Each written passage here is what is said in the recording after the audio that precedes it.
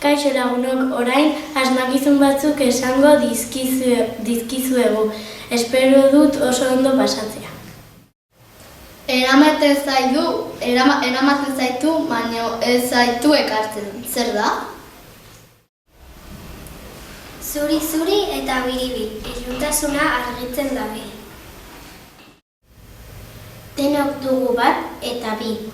Hotza dago eta bero dago beti. Zer da? Elkarrekin goaz, zuk musua eman zenidanetik. Zer da?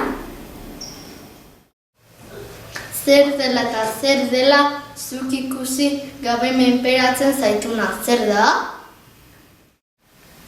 Puntan punta bi, atzean zulo bi. Atzo baten hankak, ileak arrastaka. Zer izango ote da?